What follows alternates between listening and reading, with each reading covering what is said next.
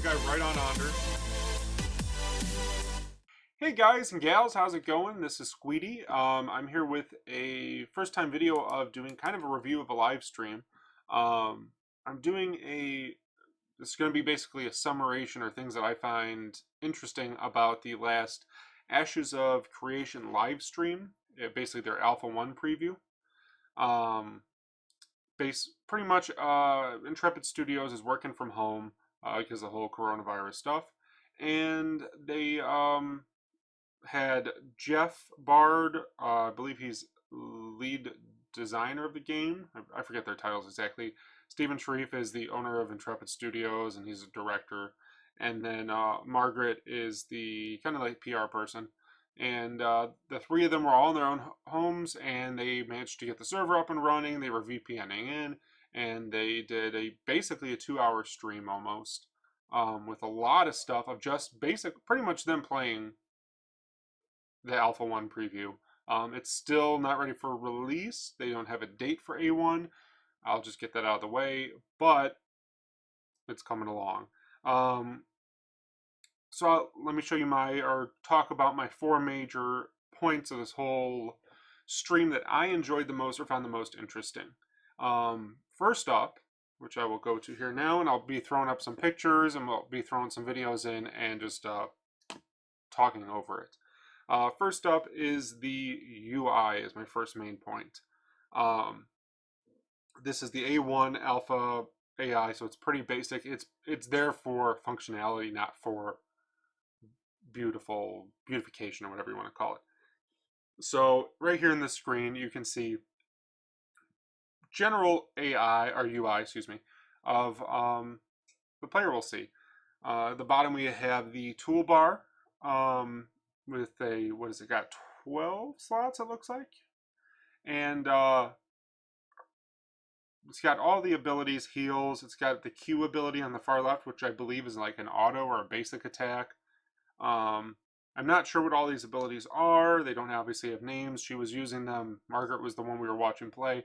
She was just using them pretty quick, so I don't know. But obviously, like slot 3 is a heal. I'd also say slot 5 is a heal and probably an AoE heal. 4 looks like some sort of like spear attack, and then there's a bunch of other stuff. I think slot 0 or 10 is a revive. But that's the basic overall toolbar. Very simple. Obviously, it's Alpha 1. Underneath is the experience bar. From what I gathered, it looks like Margaret's character is level 10, working on 11, and there's that diamond shape on the far left next to 10. I assume that means she has no experience going in. I doubt experience is working in this build. It's just, here's level 10 and play around with it. Then if we go in the upper left of this is the health bars for everybody. And it's your personal health bars in the upper top there. The red bar is your health, and the blue bar is mana, your energy or your action to use abilities, magic, however you want to call it.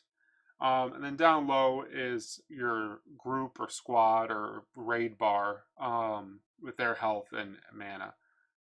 Shows who the leader is with the little crown. That's about it. It's pretty simple, straightforward, obviously for alpha reasons. And then the next thing we're going to look at is the radar. So it looks like they have a pretty large radar. I don't know if that's going to stay or if it's movable. I assume it will become movable. But as you can see, the white is kind of on the radar is kind of the thick white lines is kind of like a road, and different branches off of the road. In the center of the radar is a triangle basically showing which direction you're facing with the cone of how your camera sees. Kind of like helping you say, hey, I'm looking at this road or these enemies in front of me here. It's not the group behind me. In the upper right, you can see the red little, I guess they're like circles with little arrows, kind of the way they're facing or walking. Those are basically monsters up there, some sort of mob to fight. And then down on the bottom right is also some more red dots for enemies. Later on, there was kind of an icon that looked like it was maybe a resource node you could see in the radar or something else, but all the shots I went through were pretty blurry. It was basically a black square with a white diamond in the middle. And then next up we have is the quest UI. It's very simple. It basically says, here's your quest. You got a quest. Tells you kind of who gave you the quest and what your objectives are. You can click on it to open it to get bigger. Kind of just dig through a little more than what's, dig into it more with what objectives you need to do. But for the most part, it's right there for you to do and find. Later on in the stream, they showed off the inventory and the vendor menu. Obviously super basic. You have an item, you drag and drop. There isn't even like colors or anything on these icons for the most part for in the inventory. Straightforward, simple. It's an inventory, nothing out of the ordinary. They did show the vendor items, which basically is it's a drag items here to sell. Select the items you want to buy, you hit purchase, and window pops up confirming. The only thing I don't have showing here is there's a option that shows taxes when you go to purchase it for how much, to show how much the taxes are that you're, putting into the city you're in, or the node. Next up, we also have, they showed really quickly, but nothing too exciting. They showed the skills menu. Obviously, developer build, but it does kind of show you, you've got so many points to put into each row to kind of increase your stats. It looks like the top row, Margaret put in 3, 3, and 3, I believe is how it is. I'm not sure. They didn't really go into it besides saying, hey, we have skills. So that's that. All right, the next major topic of the stream I want to kind of overview is the world and how big the world is. In the clips I'm going to be showing you here about different locations and things going on, it's a big world. There's just a lot to be had. Just watching the stream, it felt huge. And I was kind of overwhelmed. They kept referencing this area that they're on as an island, not the main continent to me. Well, they didn't say it wasn't the main continent, but the way they described it and the way they were talking about it was that, hey, this is an island that you can develop and explore on. It's not the main continent with everything else. And this island seems huge. Like, we only go to the beach at one point, and that's it. We don't see anything else as far as edge. So I don't know which way everything is, how big it is. I mean, did they start on one end, go to the other, or they start in the middle and go to only one end in this whole trailer or preview? But it was massive. They did have several different biomes. Two main biomes kind of popped out to me. One was a foresty biome. In this biome, it basically had tall trees. It wasn't a thick forest because obviously it's a game, so you want to be able to traverse through it.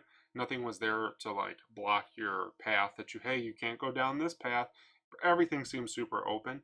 And as you'll see here in this clip with where they've been flying over the forest area, you can see you can pretty much drop in anywhere and just explore. There's lots of mobs and creatures out there to explore. Also, throughout the whole preview, they did show characters collecting resources, be it plants or like ores, iron or something like that. They didn't make it very clear. And it was basically a node or an item just sitting out somewhere in the world that you would go up to, click on it, your character would do an animation and would collect the resource. It reminds me very much of the Star Wars The Old Republic system, where you just find an item, click on it, you get a channel for 3-4 seconds, and then you have your item. It didn't seem too complex, very simple. I don't know if they didn't say if it was a static spawn or if it was a grid kind of area that somewhere in this area that resource would spawn.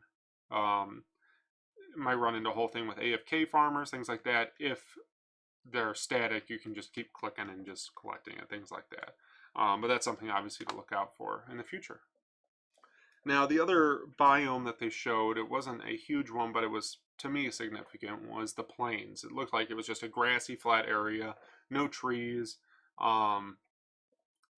flowers, things like that. It looked very beautiful. And even in the video, Margaret made a comment, you just want to stay here and stare at the flowers and build a house. Stephen replied with, yes, this is an area you could build freeholds, one of many. And my feeling of that was that you could just come to this open field, and I think you could even do this in the forest, and it would just chop trees down, but you could just pick where you wanted your house and just place it. wherever you wanted, very much like Star Wars Galaxies used to be back in the day, which my favorite MMO. And just drop it, and that was your house. It was your freehold. That was your plot of land. And it looked really cool and promising that people could get like crazy freehold locations that they could set up and have homes and maybe like get groups of people together and make a mini city outside of a node, things like that. But it was really great. And these plains just seemed to be really beautiful and a nice break in the forest so that you didn't just see trees constantly. And at this point, they go into the next of my major points, which is the nodes. They travel through the plains to a node location. And in the node, they basically showed it was a camp, like the smallest version camp. And they showed the basic quests and what a vendor was, nothing out of the ordinary. It just showed how it was a really small, little, compact area.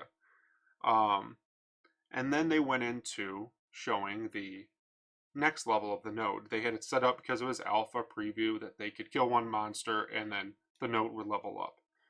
So they showed that. They showed it with basically the quest line had progressed for the node, that you could get new quests from the same people or new people showed up. New vendors, the whole place looked built up.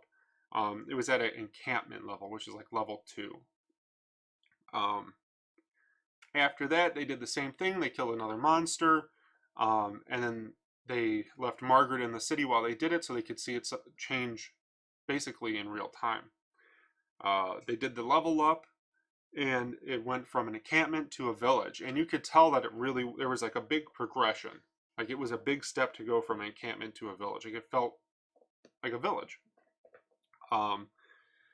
Buildings popped up, like a marketplace showed up, new vendors, new quests, and like a city hall building in the main area showed up.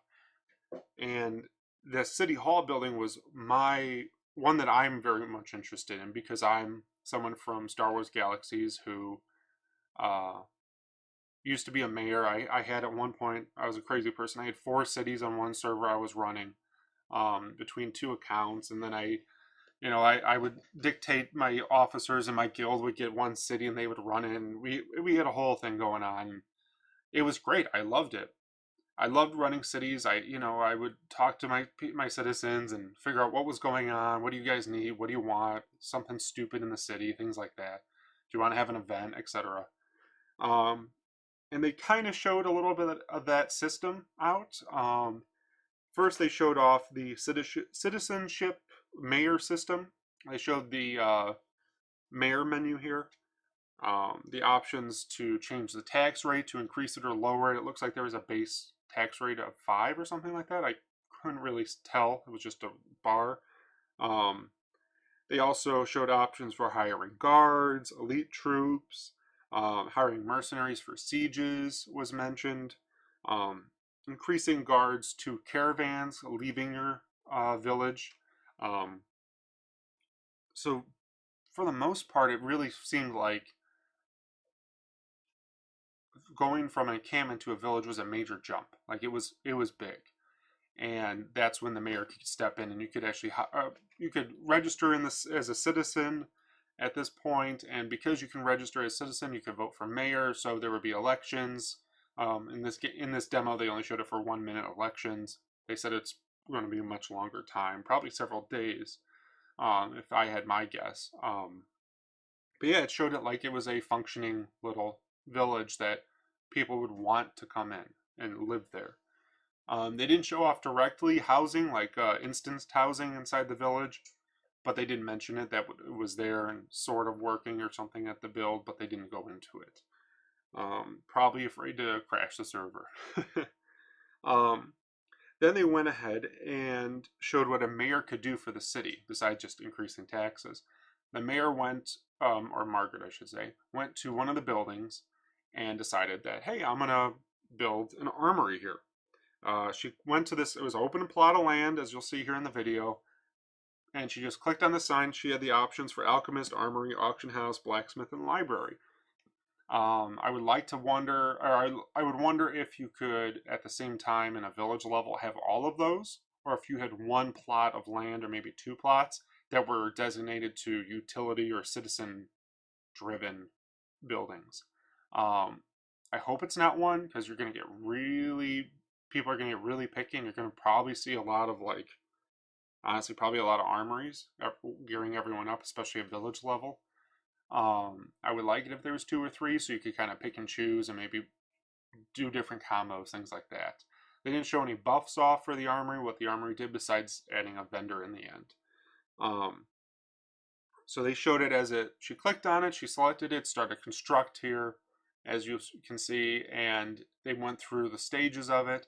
They went and did a quest, and after they did said quest, they came back and then finished the construction.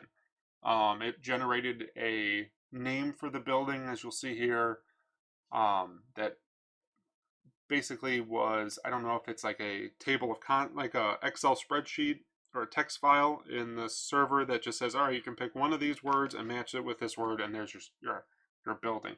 But it did seem to be, Jeff did seem to say it like it was, how do you call it, like specific towards the region. So it was somewhat generalized, but we'll see. Maybe you can tweak it later in the future as the game launches. And that was, for the most part, what they showed with nodes. I'm just excited about it because I'm a mayor and I'm a guild leader, and that's my thing, is helping run a city and setting things up and getting people going. All right, so the last point I want to get across was about the combat in the preview video.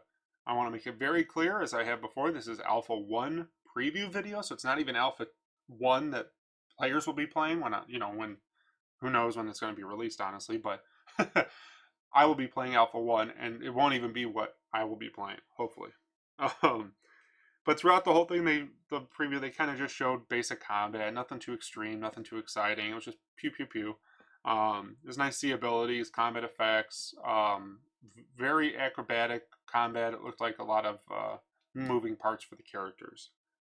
But they did have 2 major combat events that happened that I really want to focus on. One was the caravan system.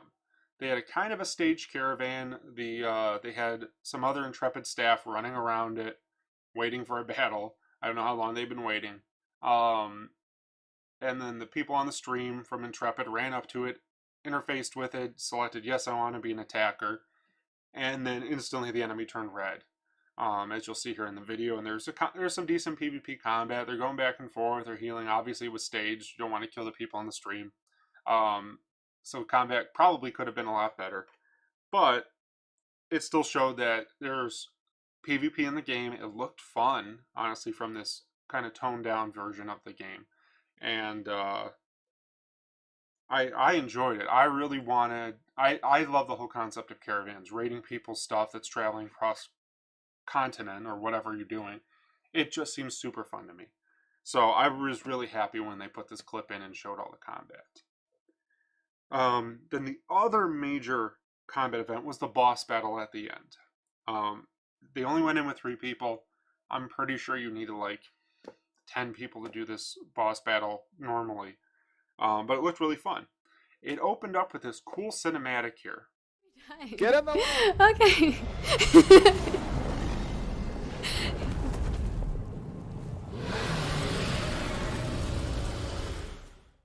Now with that cinematic, it goes right into the battle, basically. Like, to me, that's really cool. Like, are they going to do a cinematic for every boss fight or dungeon boss, whatever it is? Because that would be cool if it froze people. I could see it being crazy weird with, how do I say it? With like an MMO being live. That someone's not going to get the cinematic and then just run around with their head chopped off and then cause issues. But it's a cool concept that I like. It reminds me of SWTOR cinematics. Which I'm okay with. Like, I played that game for years, and I'm okay with it. But it looked really cool. Obviously, it's Alpha 1. It was an easy battle. It should have had more people, like I said, but they're here fighting. They have a healer, a DPS heals, and a tank. They're doing their battles, their combos, all that stuff, and everything looked pretty cool. Like, I like the effects, I like the attack. The boss didn't move, which was kind of a problem. I assume it's because it's alpha, not because it's going to be a boss that doesn't move ever. It's a dragon, it should move. Maybe it won't fly in the battle, but at least have it walk around. The boss did have 4 main attacks that I saw. One was just a simple bite. Looks like it's generic, just DPS attack. It had a stomp stun, which basically, I don't know if it was stomping or if it was roaring and then biting down on its current target, but it would do this ability and then everyone would fall over, which I thought was cool. That it was basically like an earthquake hit. The other third attack was tail whip. Basically, has a super thin tail, does like a tail snap, almost like, literally like a whip, like you're a cowboy wrangling up some cattle, and and it just would come around, do a little AOE hit. From what I saw, and it looked fine. It looked cool. It was something different. I mean, it was basically the bite attack, but it did some animation. And the way Intrepid's doing everything is that if one thing does the animation, we're going to copy it to 500 other things so that everything can share movements and abilities and stuff, which I think is a great idea, because it looks stupid when you're fighting the same boss over and over, and he's doing, or like the same type of boss or mob, and they're doing the same attack over and over and over. Throw in something new, and I like that. Then the last boss attack was a fire AoE cone. Looks like it was just in front of it, so if you stand behind it, you're fine. I'm already strategizing how to beat this boss. You put the healers and the DPS behind, you have the tank face it against a wall, you got the battle in hand. I've already got this planned out. Maybe that tail whip is the way that you can't have bosses or have the team straight behind, but who knows, we'll find out when we get there in Alpha 1. But overall, like, I really enjoyed the combat. Like, I thought it was fun. I thought it was cool. So I'm kind of surprised that it looked the way it did. Obviously, the camera was screwy, way far out, and that kind of didn't help with viewing combat or playing it in general. But I enjoyed it. I liked it. I would be okay playing this in Alpha 1 for the rest of my life, like, as it improved. I invested in it. I'm ready to go. But yeah, so what else we got about combat? Oh, they have the Trinity roles are very prominent. You got healers, you got DPS, you got tanks. Margaret was the one we were watching, the dwarf, very straightforward healer. That's what she focused on. Could do some melee attacks as a cleric, but it really, you could tell it wasn't her focus. Steven was a cleric as well, but he seemed more of a DPS heal combo. I'm not too sure. We didn't see a screen, so I don't know what it was like. And then obviously Jeff was a tank, straight up tank. He had a shield, he had a sword, and that's his job. Very straightforward, very common. Nothing from what I've seen so far has led me to believe that they're really getting out of the whole Trinity for MMO cookie cutter, which I'm kind of disappointed about. But obviously it's Alpha 1, so I'm not going to be too upset. And then the last thing was, I noticed this, it's early, so maybe they haven't implemented it, but health and mana are the only stats I currently see being used on the screen. I didn't see strength or anything like that, which is whatever, but no one had ammo, no one had like, oh, you gotta wait for this thing to extra long charge for an ability. I really didn't see that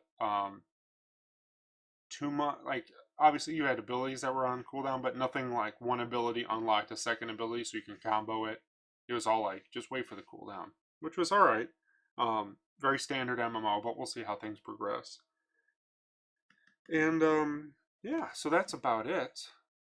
Honestly, overall, I'm very happy with everything, with the whole stream, with how it came out, how it looked. They had some bugs, obviously, and things happen. Whatever, it's early, but I would be okay with testing this starting tomorrow. Like, I would really be cool with that, and not have a problem with playing it. And I would happily play it with this state. But yeah, so I look forward to that. And thanks everybody for watching this video. Hopefully I didn't go too long, but yeah, let me know in the comments what you liked about it. If I ramble too much, cut it down. Should I talk for more? Let me know, because I appreciate it. Like, subscribe, and share as always, and I'll catch you guys next time. Bye.